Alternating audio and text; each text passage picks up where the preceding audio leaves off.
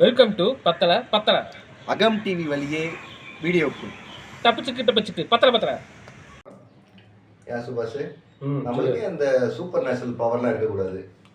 Super natural பவரா? ஓ, என்ன நேத்து கிசு படம் பார்த்துருந்தியாக்கோ?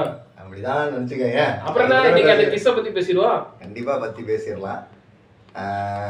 கிஸ் படம் ஆரம்பிக்கும் போது வந்து பார்த்தீங்கன்னா விஜய் சேதுபதி வாய்ஸோட ஆரம்பிக்குது. அவர் வந்து வழக்கம் போல ஒரு கதையை சொல்றாரு. ராஜா கதை சொல்றாரு. அந்த ராஜா கதையில ராஜா தான் வந்து படத்தோட ஹீரோவான கவின்.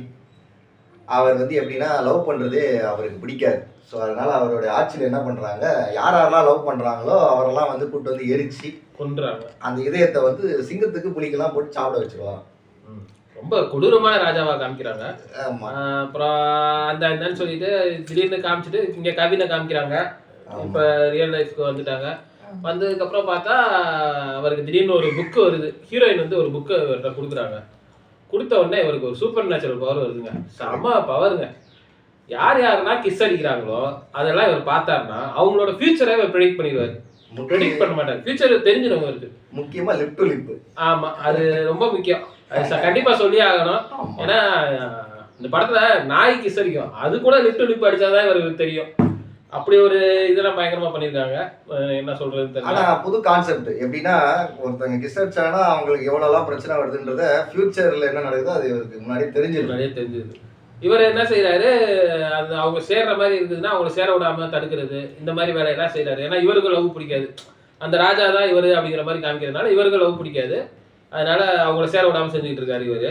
ஒரு கட்டத்துல வழக்கம் போல ஹீரோயின் ஆயிடுச்சுல்ல, அவங்க ரெண்டு லவ் பண்ண ஆரம்பிக்கணும். ஹீரோவோட அப்பா அவர் வந்து ஸ்டார்டிங்ல ஃபர்ஸ்ட் கவின் பார்க்கறது ஹீரோவோட அப்பா இன்னொருத்தவங்களோட கிஸ் அடிக்கிறது தான்.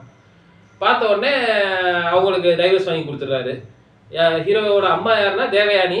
ஹீரோவோட அப்பாவோட செகண்ட் ஒய்ஃப் யாருன்னு கேட்டிங்கன்னா கௌசல்யா. பழைய காலத்து ஹீரோயினா பயங்கரமாக கொண்டு வந்திருக்காங்க. ரெண்டு பேரையும் சூப்பராக கொண்டு வந்திருக்காங்க. அதுக்கப்புறம் ஹீரோ அவங்க அப்பாவை வந்து அவங்க அம்மாவையும் பிரித்து வச்சிடறாரு. அதுக்கப்புறம் தெருவுக்குள்ள நடக்கிறது எல்லாத்தையும் பிரித்து வைக்கிறாரு. கடைசி பார்த்தா ஒரு கட்டத்தில் இவரே லவ் ஆகி இவங்க ரெண்டு பேரும் கிஸ் அடிக்கிறாங்க. இவங்க ரெண்டு பேரும் கிஸ் அடிச்சோன்னா இவங்களுக்கு ஃபியூச்சர் தெரிஞ்சிருது, இவங்க ஏதோ சேர மாட்டாங்க அப்படிங்கிற மாதிரி. இவ்வளோ லென்த்தாக பேசுகிறேன் சுபாஷ். இதுக்கு நடுவில் 2-3 காமெடியன்ஸ்லாம் வந்தாங்க. அவங்கள பற்றி நீங்கள் சொல்ல மாட்டேற. ஆர்ஜே விஜய், அப்புறம் வந்து பார்த்தீங்கன்னா விடிவி கணேஷ். அவங்க 2 பேர் வந்து பார்த்தீங்கன்னா படத்தில் வந்து ஒரு இந்த மாதிரி மொக்கையாக போகிறப்பெல்லாம் வந்து அவங்களால முடிஞ்சதை அவங்க வந்து, அதாவது இவர் என்ன சொல்ல வர்றாருன்னா படம் ஃபுல்லா வந்தாங்க அப்படிங்கிறது தான் முக்கிய போறப்பெல்லாம் வந்தாங்கன்னு சொல்றாரு. ஏன்னா கவின் கொண்டு போனதோட இவங்க 2 பேர் இல்லைன்னா அந்த படம் கொண்டு போயிருக்க முடியாதுன்றது என்னுடைய ஒரு இது. என்னோட இது என்னன்னா, விடிவி கணேஷ் கூட தான் நிறைய சீன்ஸ் இருக்கு ஹீரோ கூட. ஏன்னு தெரியல, ஏன் விஜய் கூட நிறைய சீன்ஸ் வச்சிருக்கலாம். ஆனா இவர் விடிவி கணேஷ் கூட சுத்துற மாதிரி நிறைய சீன் வச்சிருக்காங்க. அவர் ஏஜுக்கும் இவர் சேர்ந்து சுத்துறது எதுக்குன்னு தெரியல, ஏதோ கான்செப்ட்ல யோசிச்சிருக்காங்க. இப்போ படத்துல வந்து அடுத்த பார்ட்டை சொல்லுங்க, என்ன அடுத்தது நடக்குது கடைசியா? வழக்கம் போல கடைசி ஹீரோயின் சேருவாங்க. சேர்ந்த உடனே இதுல நடுவில் வந்து ஒரு சயின்டிஸ்ட் ரேஞ்சுக்கு பிரபு வராரு. பிரபு வந்து அவர் புதுசா ஒன்று கண்டுபிடிக்கிறாரு. என்னன்னா, நீ அந்த ராஜா இல்ல, அந்த ராஜா கொன்ன ஒருத்தர் தான் நீயே அப்படிங்கிறாரு. கடைசி அப்படியே சொல்லிட்டு அப்படியே படத்தை முடிச்சுட்டாங்க.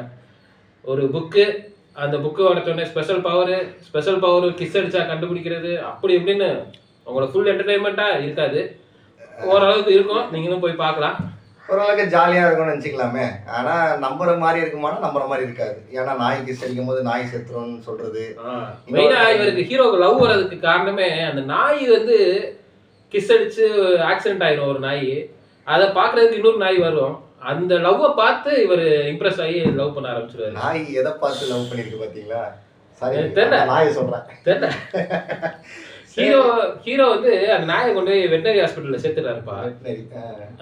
அப்ப இந்த இன்னொரு நாய் ரோட்ல இருக்கிற நாய், அதுவும் ஹாஸ்பிட்டலுக்குள்ளெல்லாம் வந்து அந்த அந்த நாயை பார்த்து பேசுது. என்ன சொல்றேனே தெரியல. அந்த நாய் கண்டதை பத்தி பேசுவோம், நமக்கு எதுக்கு? அது அப்படி விட்டுருந்தா இந்த படத்தையே விட்டுருப்பேன். சரி, ஓகே. சரி, படம் கிஸ்ன்றது அடிக்காம இருந்திருந்தா இந்த மாதிரி படத்தை பார்த்துக்க தேவையில்லைன்றது என்னுடைய கருத்து. அவ்வளவுதான். நிறைய பேர் சப்ஸ்கிரைப் பண்ணாமலே பார்த்துக்கிட்டு இருக்கீங்க. நீங்கள் சப்ஸ்கிரைப் பண்ணி சப்போர்ட் பண்ணால் எங்களுக்கு கொஞ்சம் ஹெல்ப்பாக இருக்கும். சப்ஸ்கிரைப் பண்ணால் மட்டும் போதாது, லைக் பண்ணுங்கள், உங்கள் ஃப்ரெண்ட்ஸுக்கெல்லாம் ஷேர் பண்ணுங்கள், முக்கியமாக கமெண்ட் பண்ணுங்கள். அப்புறம் அந்த பெல் ஐக்கானையும் டிங்